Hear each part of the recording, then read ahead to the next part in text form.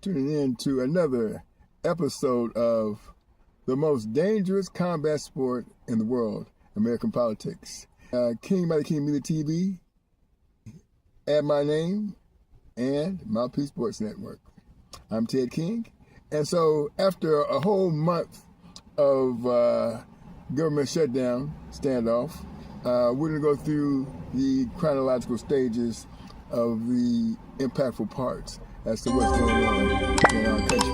On October the 8th, Senator Ruben Gallego and Mark Kelly, both are Arizona Democrat, were publicly sparred with House Speaker Mike Johnson and Republican Mike Lawler over the delay in swearing of Democrat Andrelita Grijalva.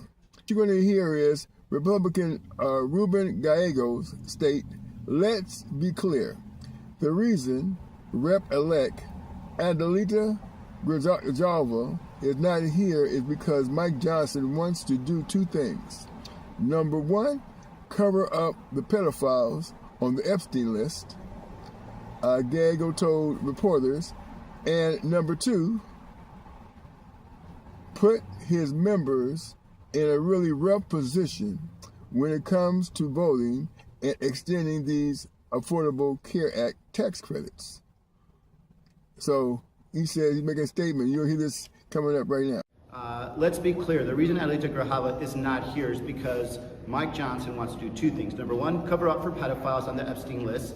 And number two, put his members in a really rough position when it comes to voting and extending these ACA tax credits. Oh, hey, gentlemen. Hey, Speaker. Appreciate it. Good to see y'all. Hey, so his Congresswoman and a friend of ours, Andrelita Grijalva, we're waiting. Yeah, reopen the government so we can get back to work. I mean, but this excuse just keeps on moving. Yeah, Well, it's not great if you want representation. Not last week. No, there there's was a reason. 750. Wait, let me answer the question. We're happy that she got elected. She's filling her father's seat. That's fantastic. We have a long tradition here and a process of how we administer the oath to a member. You know, you served here for a while. We're going to do that as soon as we get back to work, but we need the lights turned back on, so we encourage both of you to go open the government Didn't we so do we can that get everybody with the back to regular Virginia session. Republican swore the person No, in no. under The these circumstances? exception is there were two Floridians who were elected in a special election. This happened a couple months back. They were here on a day. They had their families here. They had a scheduled day for the oath of office, and the House was called out of session that day. They had all their family and friends here. So we went ahead and went through the process in a pro forma. With all due Let me respect, finish. Wait, let me answer the question if you're going to ask it. And so that was the exception we did because the family was here. Ms. Grijalva, Rep-elect Grijalva, has not yet had a scheduled date because she was elected after the House was out of session. So I am anxious to administer the oath to her How much is this as soon as extra? you guys just vote don't to want open the her to be government. on the Epstein. You don't want her to be on the Epstein discharge. How much? It's Because you're totally absurd. Come Evasion. here, Mike Lawler from New York. Tell With him. all due respect, you voted multiple times to keep the government shut down, okay? The Republican members from Arizona voted to keep the government open. They did. So don't sit here and try to lecture us about So whether tell or me not what's we gonna did our happen to job. premiums We in did our your job. district? You did not. What's going to happen to premiums? What happens to ACA premiums? Oh, you mean the bill that I'm signed on to extend it? Oh, yeah, When cute, is right, that because you know gonna happen? what? We actually have put forth legislation to do it. You guys just keep pontificating. Get We your got to people get the in. government open and turn the lights on so we can get everybody Get your back here and get people to in regular and session. stop covering up for the pedophiles. There's not, that's ridiculous. Nobody's covering up for pedophiles. ridiculous. You know, Knock it the hell off. she knows, you You're know that she is absolutely the, absurd. you know Okay, she is I'm the going to get vote. back to work. These gentlemen had a publicity stunt here. You see the issue. They need to go and vote to reopen the government. Get your Plain people and back. simple. Get your The people House back. has done its work. Every single Republican in the House but one voted to keep the government open, to make sure TSA agents, Border Patrol agents, And even if they the do troops anything, and everybody they're else not obey. here next week, even if we strike a deal. You And the have to get them Democrats back. have voted repeatedly to keep the government closed. Plain and simple. That Premiums is are the gonna issue. go up. First things first, Premiums open the are gonna government. go up. We'll get back to Mike, work. you're gonna Thanks Thanks for for visiting. visiting. Can I ask you one more Premiums are gonna up. Thank you, sir. Thank you, sir. That was fun. Now, it's apparent that Mike Lawler is either the point man, the pitch man, or the protector of the Speaker of the House, Mike Johnson, because on that same day, reported October the 8th, he confronts Hakeem Jeffries. Let's watch this. The government remains shut down, and chances of a solution do not seem to be rising, but temperatures certainly are. Republican Congressman Mike Lawler confronted Democratic leader Hakeem Jeffries after a news conference. You're not gonna Wasted. You're not gonna talk. Wasted. You're not gonna talk to me. Wasted You're not on gonna talk to me fraud and talk and over non-New me York residents because you don't getting want to paid. hear what I have to say. Oh, I'm listening. So why Go don't you ahead. just keep your mouth shut? Oh, because you is showed that- up. is that the way to you talk? showed up. You showed up. Yeah. And so you voted for this one I big signed ugly on bill. for this. I'm here on on his my behalf behalf 'cause of he's my afraid to debate. constituents Is because that you right? shut the government down. And my constituents are suffering as a result of your ridiculous ploy because you're so afraid of Zohran Mandami. By the way, when are you endorsing him? By the way, do you endorse him for first mayor? First of all, are Are you going to endorse him for mayor? Listen, you're a complete and total embarrassment right now. Oh, With us now is the House Minority Leader, Hakeem Jeffries. Leader Jeffries, thank you so much for being with us. We'll get to you and your friend Mike Lawler in just a second. But first, I do want your reaction to the word that all the Israeli hostages could be home within days. Your reaction to that and what you think President Trump's role was in brokering this deal. Well, good morning. Great to be with you. It's a very, very positive step in the right direction. We're all hopeful that this agreement will be finalized, that the hostages will be released in a matter of days and returned home to their loved ones. Of course, that we can surge humanitarian assistance into Gaza to alleviate the pain and suffering that Palestinian civilians have been experiencing in the theater of war for the last 2 years, and that we can achieve not just a ceasefire, but a pathway toward a just and lasting peace for both Israel and the Palestinian people. So, Leader Jeffries, let me ask you about the status of the shutdown and that confrontation with New York Congressman Mike Lawler. Among the many things that were exchanged back and forth there, he was asking you about the possibility of a one-year extension on the expiring Obamacare subsidies. Specifically, what is your opposition to that? Well, MAGA Mike Lawler is an irrelevant individual. He doesn't even have the support of the House Republican leadership, who have refused to address the issue of extending the Affordable Care Act tax credits. The Democratic position has been clear. We will sit down with anyone, anytime, any place, one, to reopen the government, negotiate a bipartisan agreement that has to actually make life better for the American people, not hurt everyday Americans. And a meaningful part of that is to address the Republican health care crisis, which includes, but is not limited to, the largest cut to Medicaid in American history, the failure of Republicans to address the Affordable Care Act tax credits that are expiring, hospitals, nursing homes, and community-based health clinics closing all across America, including in rural parts of the country, because of the one big ugly bill. These are real issues affecting everyday Americans, working class Americans.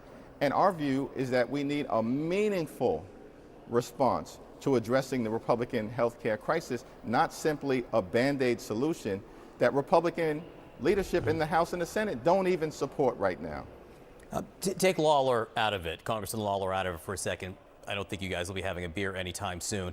But are you suggesting that when it comes to Obamacare subsidies, you are for permanence or broke? If they're not made permanent, you won't change your position on the shutdown? No, what I'm suggesting is that we need to have a meaningful bipartisan discussion, that our position as articulated in the legislation that we've introduced is a permanent extension of the Affordable Care Act tax credits. But we're open to having a conversation in good faith to try to address this Republican health care crisis. It's ironic, however, that Republicans just a few months ago passed their one big ugly bill, which included permanent tax breaks for their billionaire donors, the wealthiest and the most well-off people in the United States of America. And so the question becomes, isn't it reasonable for working class Americans, for middle class Americans, for everyday Americans who are facing the possibility of dramatically increased premiums, copays, and deductibles? We're talking about thousands of dollars per year in additional health care costs. Isn't it reasonable for them to have a similar level of certainty in their lives? And that's what Democrats are fighting hard to achieve. One of the things that has not happened in Congress is the swearing in of Representative-elect Adelita Grijalva from Arizona. What do you think the holdup is there? Well, it's been weeks since Representative-elect Adelita Grijalva has been decisively elected. And so it's very strange to us that House Republicans continue to delay her swearing in. It could have happened last week. It could have happened this week. It's not been scheduled for next week. And it does appear to many of us that part of the issue is that she will clearly become the 218th signature on the discharge petition that will trigger an up or down vote on the release of the Epstein files. Because we know that House Republicans and Senate Republicans and the Trump administration have been hiding the Epstein files from the American people for months now, even over the wishes of the brave survivors who want full transparency so there can be full accountability. And that's what we support. I do want to go back to 1 second on the idea of the extension of Obamacare subsidies. You said the idea of a one-year extension is a non-starter. Punchbowl wrote up this morning in their morning note that they'd been talking to Leader Schumer over in the Senate, and he hadn't drawn similar red lines to you, saying that a one-year extension is a non-starter. And the quote from Punchbowl is, when we pointed out to Schumer that he hasn't drawn similar red lines, Schumer responded, "I don't negotiate in public." To what extent are you and Senator Schumer on the same page on this? The interesting thing is that for weeks we've seen House and Senate Democrats on the same page, and we continue to be on the same page as it relates to defending the health care of the American people and demanding a bipartisan negotiation between House Republicans, House Democrats, Senate Republicans, Senate Democrats, and the administration, so we can enact a spending agreement that actually makes life better for the American people, addresses the cost of living crisis that Donald Trump is inflicting on everyday Americans, healthcare premiums about to skyrocket, housing costs totally out of control, electricity bills have been skyrocketing, grocery prices remain high. We just need to sit down and have a bipartisan negotiation in order to make life better for the American people and address the Republican healthcare crisis that is devastating people. Working class America, rural America, urban America, small town America, the heartland of America, and black and brown communities throughout America. This is an all hands on deck moment. And House and Senate Democrats have been completely aligned, and Senate Democrats continue to hold the line in a strong and principled way on behalf of the American people. House Minority Leader Hakeem Jeffries from New York, we appreciate your time this morning. Thank you. Well, tonight the government shutdown is in its fourth week, and it will continue after the Senate failed to advance a funding bill for the 13th time. The motion required 60 votes for approval and lacked support from most Democrats. The Democrats and Republicans are at odds over extending health care subsidies for the Affordable Care Act. We're learning more now about the ripple effects of the shutdown. Air traffic controllers missing their first paycheck today. Vice President J.D. Vance told reporters that he believes the administration can continue to pay the troops on Friday, but didn't elaborate on how. More than 24 states are now suing the Agriculture Department for the expected suspension of SNAP benefits that's expected this weekend. And while Georgia isn't one of those states filing a lawsuit over the loss of SNAP benefits, there are thousands of local families here looking for some kind of help. If the federal government is still shut down when Saturday comes, recipients will not have any more funds added to their SNAP cards.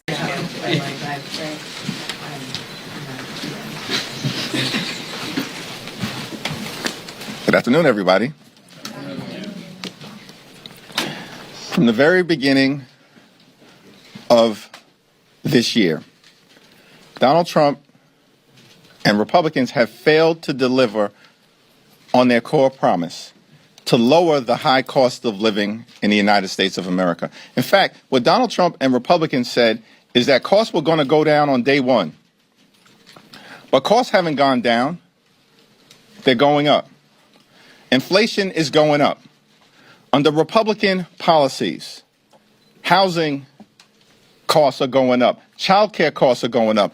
Grocery costs are going up. Electricity prices are through the roof. And now, because of the Republican refusal to extend the Affordable Care Act tax credits, tens of millions of Americans are about to experience dramatically increased health care costs. In some cases, their health insurance premiums will increase by $1,000 or $2,000 per year. That is unacceptable. It will be unaffordable for working class Americans, middle class Americans, and everyday Americans to be able to go see a doctor when they need one. And so House Democrats and Senate Democrats have been fighting hard to address the Republican health care crisis and to lower the high cost of living for everyday Americans in the United States of America. Because the reality is, America is too expensive. And far too many people are struggling to live paycheck to paycheck. They can't thrive, they can barely survive. And that's why Democrats have been waging this fight. And we'll continue to wage this fight. No matter what comes over to us from the United States Senate to the House of Representatives at some point this week. Our position as House Democrats has been crystal clear. We will sit down with any Republicans, anytime, any place, anywhere, in order to find a bipartisan path forward, but we're not down with their my way or the highway approach to governance. That's failed the American people. It's been a disaster for the American people, and the American people know it. Which is why last Tuesday, Republicans all across the country got wiped out. One of the most decisive off-year elections ever in modern American history. And so as House Democrats, we know we're on the right side of this fight, the right side of the American people. And we're not going to support a partisan Republican spending bill that continues to gut the health care of the American people. And we're going to continue the fight to extend the Affordable Care Act tax credits. And if it doesn't happen this week, next week, this month, next month, then it's the fault of Donald Trump, House and Senate Republicans, who continue to make life more expensive for the American people. Questions? Mr. Leader, some Democrats in your own caucus are suggesting Schumer is ineffective as Senate Democratic leader and should be replaced. You, of course, are critical of this deal. Do you view him as effective, and should he keep the job? Yes and yes. Mayor Jeffries, do you trust, in this deal, there is language for President Trump and the Trump administration to reverse some of the firings that happened during the shutdown. Do you trust that the Trump administration and the president is going to sign off on that and reverse the people who have been fired?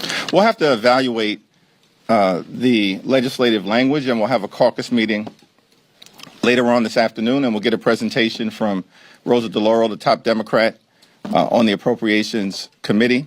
The overwhelming majority of Senate Democrats, led by Leader Schumer, are opposing this bill in the Senate. And they'll articulate, there are a variety of different reasons that the bill is being opposed strongly by Democrats in the Senate, the overwhelming majority of them. And there'll be a variety of different reasons that we articulate in the House. Now, certainly we're going to continue to stand by our hardworking federal employees. By the way, Donald Trump and Republicans, this toxic administration, they fired more than 100,000 federal employees prior to the shutdown that they started beginning. So, of course, there's reason to be deeply skeptical of the administration and their motives as it relates to the hardworking federal civil servants and the federal workforce. And we will continue to be deeply skeptical of their intentions. They spent the whole year implementing the toxic parts, the most toxic parts of Project 2025. After lying to the American people last year, saying they didn't know anything about Project 2025. And part of that has been going after the federal workforce. So we'll see what the language looks like, but it doesn't change the core problem here, which is we need to decisively address the Republican health care crisis. on behalf of working class Americans, everyday Americans, and middle class Americans. Thanks. Third row.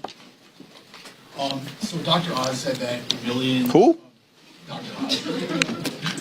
There are millions of phantom enrollees under the ACA. Is that being looked at as it possibly makes it so that people that are on the ACA are paying more, it's inflating the numbers? That's like the most random way to start a question on a serious topic. Nobody who's serious in this country takes Dr. Oz seriously. No one. And I mean, it's shocking that the guy even was confirmed. But this is part of the reality of Republicans here in the House and over in the Senate. They're nothing more than a rubber stamp for Donald Trump's cruelty and extreme agenda. Are the phantom enrollees being addressed, though? I have no idea what Dr. Oz is talking about, and neither do the American people. Now, with respect to the Affordable Care Act, here's what I do know. That Republicans have tried to repeal the Affordable Care Act more than 70 different times in the last 15 years. They don't operate in good faith when it comes to the health care of the American people. And of course, as Democrats have repeatedly indicated, we're open to sitting down and having a bipartisan conversation about how to fix our broken healthcare system overall. But I'm not going to respond to any comments from randos like Dr. Oz, who is woefully unqualified to be in whatever position he holds in the administration. He's a joke. These people are jokes. But the issue of the health care of the American people is very serious. And that's what we'll continue to focus on. Back row. Do you see in the Senate bill the extension of SNAP benefits rather than the possibility of a January cliff in them? Do you see that as a victory, or is that something that also raises questions? Here's what I understand about the SNAP situation. Republicans this year, on July 3rd, subsequently signed into law by the current president, enacted the largest cut to Medicaid in American history, ripping away health insurance from at least 14 million Americans, and at the same period of time, cut $186 billion from SNAP. Republicans did that this year. They literally ripped food from the mouths of hungry children, seniors, and veterans so they could reward their billionaire donors with massive tax breaks that they made permanent. That's what Republicans did. They've launched an all-out assault on SNAP. They've weaponized hunger and starvation here in America, taken SNAP benefits away from more than 1 million veterans rather than honoring them tomorrow, which is what should be taking place in the United States of America. Republicans have done that. And so these people can't be trusted on the cost of living issue. These Republican extremists, they can't be trusted on the health care issue. And they certainly cannot be trusted on the SNAP issue. As you know, this has been the longest shutdown in American history. You've seen chaos at airports, delayed SNAP benefits, people losing their jobs. And yet, the deal that Democrats agreed to has been a deal that's been on the table for a while now. Still no policy outcome on health care. So what did the American people gain from the past 41 days? Our fight in the House of Representatives will continue to address the Republican health care crisis.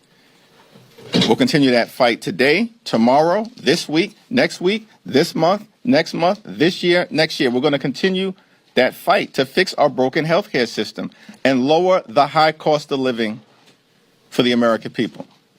And the American people know that we're on the right side of this fight. It's part of the reason why you saw decisive Democratic victories last Tuesday and crushing Republican losses all across America. In Virginia, in New Jersey, in New York, in Pennsylvania, in California, in Mississippi, in Georgia, across the country, up and down the ballot. Because Republican policies have failed the American people. And as Democrats, we're going to continue to fight to make their life better. Thanks. Thank you, Mr. Leader. Throughout the shutdown, you referred to your Senate colleagues as courageous for rejecting the 14 previous attempts to reopen the government without an extension to the affordable tax care credits. Those 8 Senate Democrats who voted to start the process of reopening the government, do you still include them in that characterization of courageous Democrats who have kept the fight going throughout this shutdown?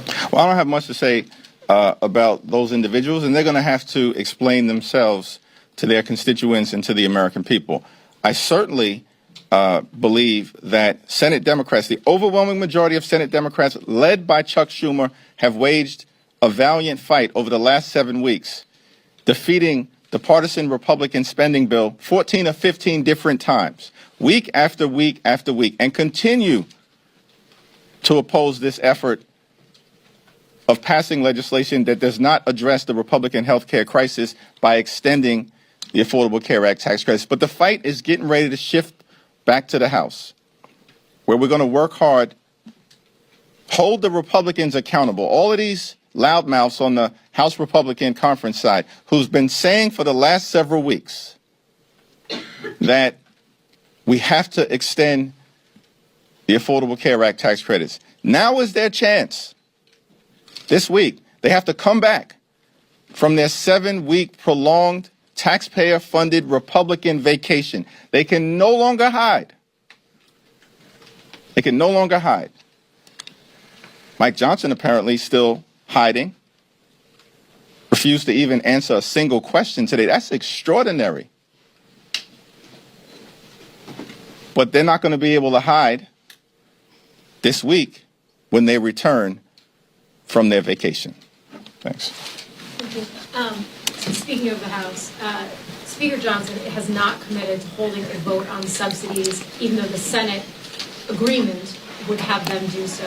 What do you say to that? And then also, what do you think that would do to the relationship between Republicans and Democrats on the House side?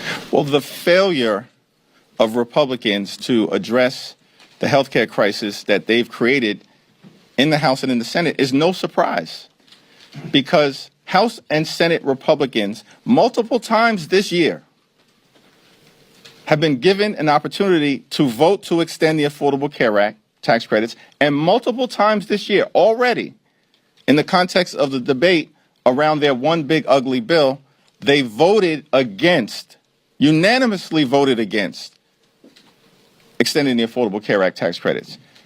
So over the last several weeks, it's become increasingly difficult for them to hide from their position as it relates to the health care of the American people. And House Democrats, joined by our colleagues in the Senate, we're not going to stop the fight. We're going to continue to lean into the fight over the next few days and beyond until we actually get an outcome that makes life better for working class Americans.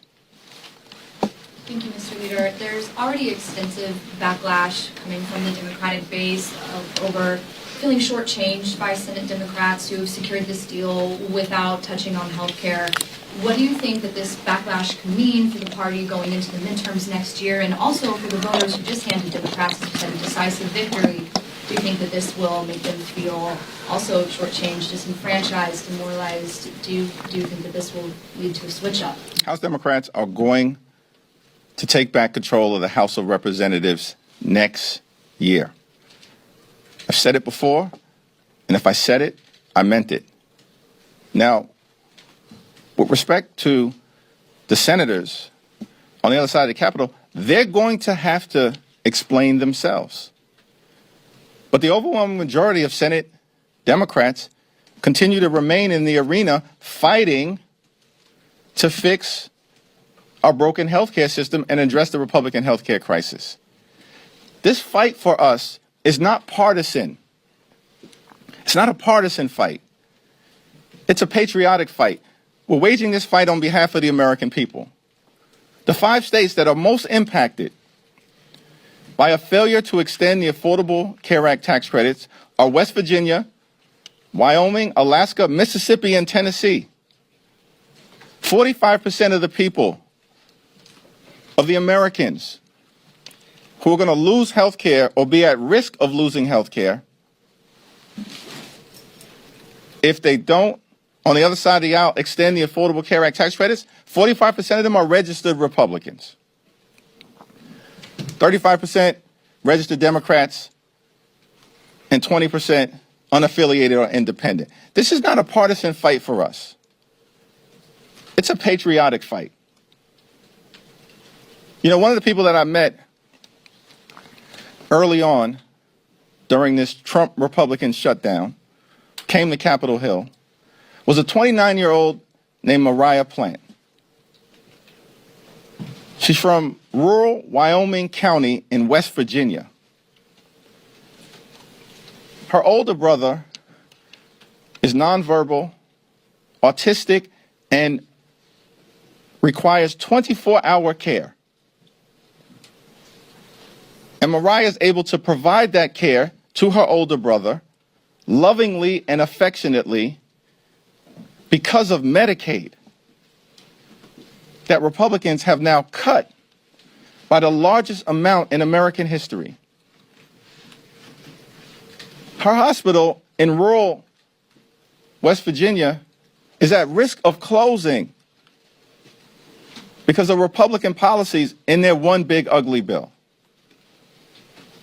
And at the same time, this 29-year-old loving caregiver for her older brother gets her health care from the Affordable Care Act. And it's affordable because of the tax credits that Republicans now want to rip away from her. And so I'm fighting for people like Mariah Plant.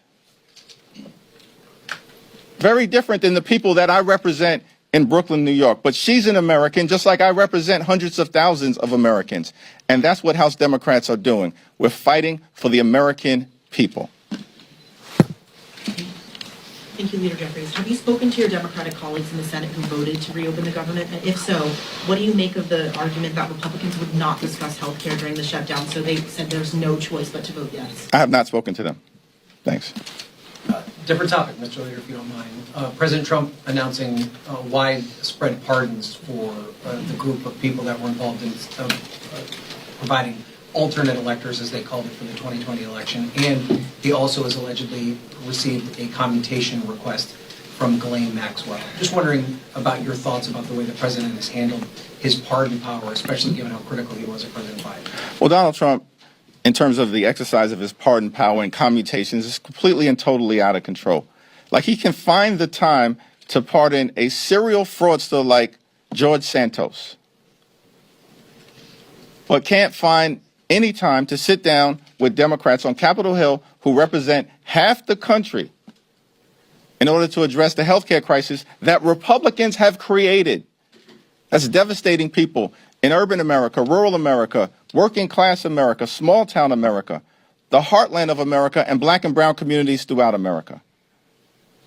And so what we're seeing with these toxic pardons and commutations coming from Donald Trump is more of the same. And look, the American people know these extremists on the Republican side have gone too far. And the crazy part about it is that they went too far on day one of Donald Trump's presidency. And it's been downhill ever since. On day one of Donald Trump's presidency, this guy pardons hundreds of violent felons who brutally beat police officers, 140 of whom were seriously injured. Life-threatening injuries in many cases.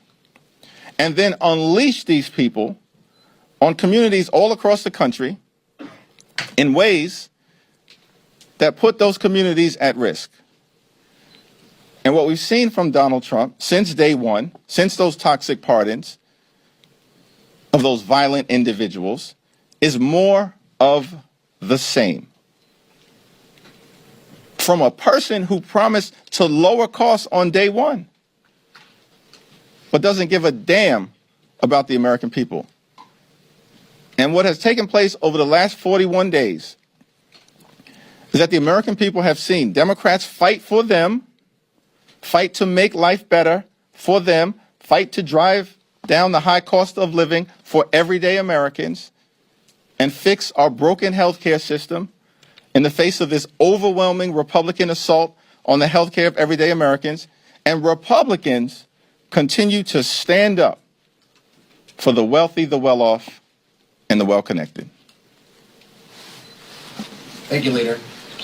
Whether fair or unfair, Leader Schumer is taking a lot of heat from members of your own party. Why do you think he is the right leader for this moment, and why do you think he should stay leader of Senate Democrats? Yeah, as I've indicated, listen, Leader Schumer and Senate Democrats over the last 7 weeks have waged a valiant fight on behalf of the American people. And I'm not going to explain what a handful of Senate Democrats have decided to do. That's their explanation to offer to the American people. What we're going to continue to do as House Democrats, partner with our allies throughout America, is to wage the fight to stay in the Coliseum, to win victories in the arena on behalf of the American people, notwithstanding whatever disappointments may arise. That's the reality of life. That's certainly the reality of this place. But we're in this fight for all the right reasons, because the extremism that has been unleashed on the American people is completely and totally out of control. Life hasn't gotten better for everyday Americans under Donald Trump and compliant Republicans. It's gotten worse. And the American people know it. And we've got to continue to stay in this fight until we end this national nightmare. And that's our commitment to the American people. We're in this fight until we end this national nightmare and can get back to a place where we continue America's long, necessary, and majestic march toward a more perfect union. Thank you.